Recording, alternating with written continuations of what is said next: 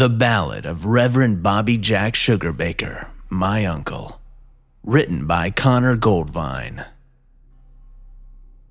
My uncle, Bobby Jack Sugarbaker, was one of the great fire and brimstone televangelists of the 1980s. It's safe to say you couldn't write a complete history of sleazy religious con artist of the late 20th century without including Reverend Sugarbaker and his beaming, fat face and little beady blue eyes. My eyes, as it happens, look a lot like his did, which is one of the few traces of family resemblance. Bobby Jack preached a prosperity gospel. He layered it on thick and deep. He preached that the more God loved you, the more money and power and good things he would give you. And the more that you gave to Reverend Bobby Jack Sugarbaker, the more God would love you. Easy peasy. Now, get out those checkbooks. At Bobby Jack's peak, he appeared on television 14 times a week on his own regional cable network. He flew around in a private jet, and he had an enormous amusement park called Crusade World, located on a festering swath of mosquito-infested swampland in southeast Georgia. A wealthy widow whose cataracts Bobby Jack prayed for had willed the land to him when she died. Bobby's prayers didn't work, and when she died, her cataracts had grown so bad that she was blind as a bat. But Bobby Jack had promised her a whole new set of peepers, 20/20 at that, when she got to heaven.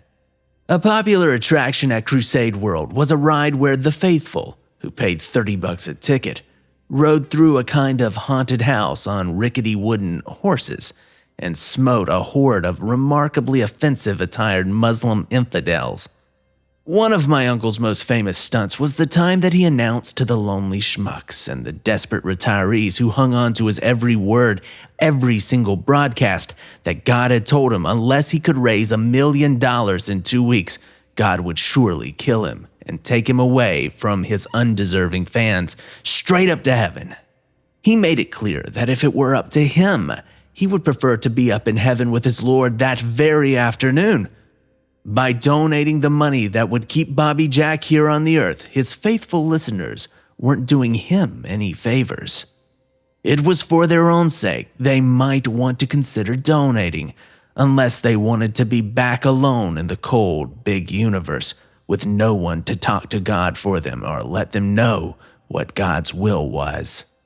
Bobby Jack's flock gave generously, and as it turned out, he raised not $1 but $2 million in 2 weeks, which apparently mostly went to buy sports cars and hookers and sports cars for the hookers, and to commission a 15-foot-tall statue of himself that he erected at his megachurch. The statue was clad in Bobby Jack's trademark hot pink suit, and the steel and aluminum head of hair was sculpted in such loving grace that they say you could almost see it blow in the hot, sweet Georgia breeze. Even after the decline and fall of Bobby Jack Sugarbaker, after all the investigations and the lawsuits and a little jail time, my uncle had squirreled away enough of the money that he had bamboozled from the faithful and the credulous to buy a small mansion in northern New Jersey, where he lived until he died just last week. He was 64 years old, and he died of a massive stroke in his sleep. Right up until the very end, Uncle Bobby Jack was the one who never suffered anything at all. They say there was a 24-year-old blonde bombshell sleeping next to him at the time. Bobby Jack was my mother's brother, but my mother, an atheist and a professor of French literature, hadn't spoken to him for over a decade. She said she would never even consider letting Bobby Jack back into her life until he apologized and made restitution to all the desperate people whose money he had taken over the years with his bogus faith healing and his promises to help them contact long-dead loved ones. But Bobby Jack, right up to the end, had never been the repentant type. Maybe he had always planned to ask forgiveness on his deathbed, just to make sure all of his bases were covered. But if so, he never got the chance. And it seemed unlikely. My uncle, we all believed, was a professional cynic through and through. So when he died, I was the only one in the immediate family who even made the drive up to northern Jersey to clean out his house and go through his things. I have to admit, it was much more because of morbid curiosity than familial piety that made me agree to go. I was curious exactly how audacious and tasteless the mansion of one of the Reagan-era's greatest hucksters really was. I thought I might even get material for a long-form piece on Bobby Jack's life and times. That I could find some angle that I could sell somewhere. Like all high school English teachers, what I really want to do is make money writing. It's true that I had only met Bobby Jack twice as a kid and that he had gotten my name wrong both times. But in the days before I made the drive up to his mansion in Druid Hills, New Jersey, I had watched enough old footage of him that I felt almost like I knew the man. I could close my eyes and picture him getting all hot and bothered, really working a prayer that he was offering up for Joe Blow's kidney stones or Mabel's arthritic left knee. I could picture him going into a truly fantastic full-body shake and shimmy, and I could picture his face literally glistening with a torrent of sweat while his mouth curled upwards into a strangely vivacious scowl as he talked with the Lord Jesus. Late on a Wednesday afternoon, I was a little surprised to walk into Bobby Jack's mansion and notice that there was not a single piece of religious iconography to be seen. This is not to say that the mansion was tastefully decorated. It was all blinding white and Pepto pink and animal skin rugs, and it looked like the kind of house a Miami Vice drug kingpin would build and furnish. But it was, if nothing else, uncontaminated by anything related to Jesus or the cross. And frankly, I found that to be kind of a relief. It would also, I thought, make a good opening for my long-form piece on the glitz and hypocrisy of my late uncle. I also have to admit that the 24 by 20 foot tropical aquarium in the foyer was a nice touch. Even if many of the fish had already begun to float belly up and the water was already getting murky and cloudy. Bobby Jack had not made many provisions to take care of the fish, or anyone or anything else after his death. I personally certainly didn't have an inheritance other than whatever I could salvage from the house. All of his remaining money and valuables were left in perpetuity to what remained of Sugarbaker Ministries, to be squandered or hoarded by the board of directors made up of Bobby Jack's old cronies and a mistress or two. A class act from the cradle to the grave, the Reverend Bobby Jack Sugarbaker. From the foyer, I walked past the white and gold trimmed grand piano, up a truly gargantuan white and pink marble spiral staircase, up to the magnificent and appalling second story. Gently curved walls of the second floor landing were festooned with large, glossy photographs of Bobby Jack's life. Here was a grinning Bobby Jack seated on his favorite racehorse, Onward Christian Soldier. And there was Bobby Jack smiling and shaking hands with President Reagan. There was a whole series of pictures of Bobby Jack standing on his yacht, the Mary Magdalene, which I had heard was unofficially called the Whore of Babylon and was the site of frequent and exotic forms of debauchery. And there were pictures of him posing with celebrities, ranging from Bob Hope to Joe Montana, to Vanna White to Phil Collins, and even Sting, the singer, not the wrestler. Bobby Jack was undeniably a real SOB, but the man knew how to live. Bobby Jack's private office, like so much of the mansion, was decorated in dazzling whites and hot pinks, and was dominated by a huge glass desk. The floor was covered in more luscious, cream-colored shag carpeting, and a window that looked up the whole south wall offered a commanding view of the Olympic-sized swimming pool and waterfall in the back of the estate. Unlike the rest of the house, though, which was full of ultra-modern conveniences and gadgets and seemed lived in, the office appeared to have been frozen in time circa 1983 or so. I shrugged and I guessed that my office really didn't have much need for an office these days. There was even one of those enormous, blocky, football-sized cell phones with the oversized antenna from the early 1980s on the glass desk, right next to an old-time paper and plastic Rolodex. I snapped several pictures with my camera phone and posted them on Instagram with the caption, "Can you get any more Miami Vice?" It did briefly occur to me that since Bobby Jack had moved to northern New Jersey after his television ministry was all but shut down, that meant that for some reason he had brought this ancient telephone over and put it in his office sometime in the past few years. But I put that thought out of my mind. We're all so good at putting incongruous thoughts out of our minds. As I spun around and gawked, really soaking in the whole room, I noticed that the office seemed to be getting a little warm. I put that notion out of my mind too. I didn't plan on spending too much time in here anyway. Just enough time to get a few pictures and try to see if there was a good angle here to write about. I caught a whiff of something, half familiar, but I shrugged it off. I was already getting better at paying things no mind. I strolled across the room to the big desk and sat in the luxurious leather office chair behind it. I propped my feet up on the desk and I picked up the phone like I was about to order some Phil Collins tickets or maybe a res at the Spago or something. Maybe call Lance Vance and do a mission. Of course, I was wearing a pair of orange and purple New Balance running shoes, not the Gucci loafers that Bobby Jack had favored. I leaned back, I put the phone to my ear, and I pretended to talk to the dead line. But the line wasn't dead. There was a dial tone. I did a double take and almost fell back in the chair. I gawked at the phone. I put it up to my ear again.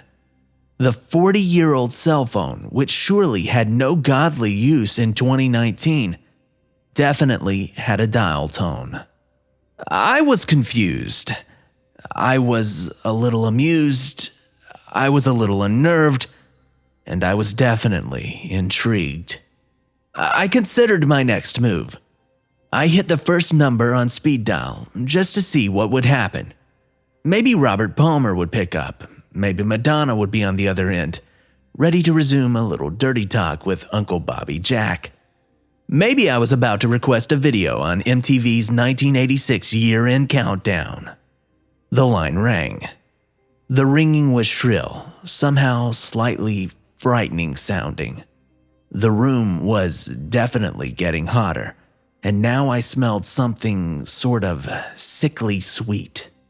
A big black fly flew in from out of nowhere, and I swatted at it a little while I waited to see if anyone would pick up the phone. I was sure that no one would. On the fourth ring, as the fly made another pass at my head, a cultured and amused-sounding voice said, "Hello, Bobby Jack, you old devil, is that you?" I had not seriously planned for the possibility that someone would pick up. I cleared my throat and said, I'm afraid that the Reverend recently, passed away. This is his nephew, Christopher." The voice on the other end laughed a deep, raucous laugh and said, "Well now, the Reverend Sugarbaker, huh? Is that how you always thought of your good old Uncle Bobby Jack? As a God-fearing preacher man?" The voice laughed again. Great, resonant peals of laughter exploded like bombs in my head. "Well, I paused. Candor was the best policy, perhaps. The man sounded like another cynic. There were more flies now, buzzing around my head, and the room reeked for some reason of burning sugar. I cleared my throat. No, I always thought of him as a wildly successful flim-flam artist," I said. There was more laughter. "I do appreciate a candid man's son. So, this is nephew Christopher. BJ never mentioned you at all, but that's hardly surprising." Who am I speaking to?" I tried to sound calm and composed. "Oh, I'm BJ's old buddy Nick.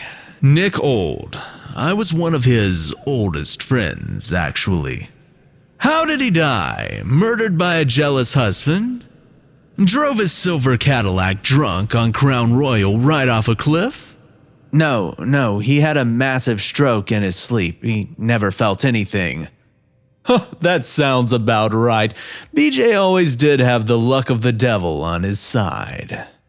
Suddenly, the huge open room felt claustrophobic. I smelled not just burning sugar, but a bottom note of something like rotten eggs. More flies had buzzed into the room, and one of them was the size of my fist.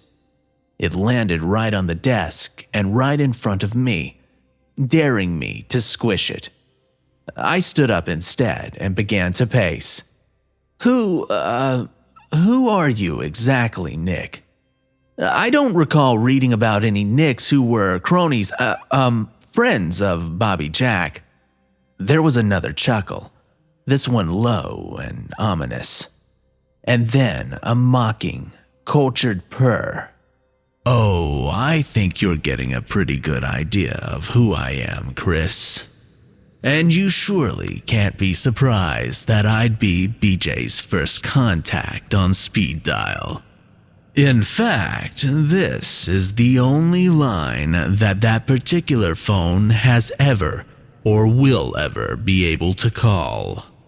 The heat was stifling. I was sweating like Bobby Jack explaining the book of Revelation to his followers. I didn't walk, but I ran to the door, which had swung shut somehow, and I tried to open it. But the thing was stuck. The very luck of the devil Bobby Jack had had. And here I was talking to his oldest friend, Nick Old. Old Nick from all of the old legends I was beginning to suspect. My mouth was a desert. My skin was clammy and drenched in cold sweat. I noticed that on the cream-colored carpet, piles of ash had begun to appear out of nowhere. Are you there, nephew Chris? Goat got your tongue? I tried to say something, but it came out like a squeak. In the corner of the room, I noticed a black and scarlet blanket made of some rich and luxurious material that was draped over something, hiding something big and oddly shaped. I forced my feet to walk over to the blanket, and I willed my trembling hands to toss it aside. She had huge tits, you know. Who? I managed to say. The blonde your uncle had the night he died. I'm pretty jaded, but they were spectacular. I copped a feel myself as I reached into your uncle's veins and stopped the blood in his head. It's the gentlest, most painless way to die. The old sinner never felt a thing. The blanket had been covering a hideous altar, carved out of pitch black stone. There was a gargoyle with horns and a pointy tail and cloven feet, and a grotesquely huge dick adorning the altar. And resting on the altar's shelf was a large silver dagger. The dagger was covered with rust-colored spots. I didn't need to be told were blood. What do you want? I managed to choke out. I'm sorry. I'm sorry that I snooped around. I'll leave and I'll never tell a soul. Now, dear Christopher, sweet nephew Chris, let's not be hasty. Maybe you should look on this as an opportunity. I thought I felt a searing hot breath on the back of my neck, and I spun around in a panic. There was no one behind me, but in some of the piles of ash that were around on the floor, I saw cloven hoof prints. My mouth was desperately dry, but there was nothing to drink. I croaked out, "What do you mean?" I mean, my dear boy, that when your uncle was a young man, back when he was a serious student of theology and was preparing to get an advanced degree and teach something dreary and banal like medieval Christian thought or something like that at some tweedy school, well, BJ and I came to an arrangement. I gave him his start preaching his prosperity gospel, and I gave him all the help he needed whenever he needed it. Help? I asked him. Oh, for example, when his old business partner, Reverend Mulligan, dropped dead a week before he was set to testify at one of BJ's trials. Do you think that was an accident? A coincidence? Providence? Ha! That old goat's heart attack meant the difference between doing a few months in a county club prison or doing real time. I reached right in and I stopped that heart myself. There were other times, countless other times, when I scratched BJ's back and he served me well for years in return. And when it was finally his time to go, he went painlessly in his sleep. And now he is one of my most trusted lieutenants here. I wanted to tell old Nick to piss off. I wanted to throw the phone and swat away the swarm of flies circling me and run out of the room. But instead, I listened. Intrigued? Good boy. You could be very useful to me too. And I could give you a real start in the world. Like what?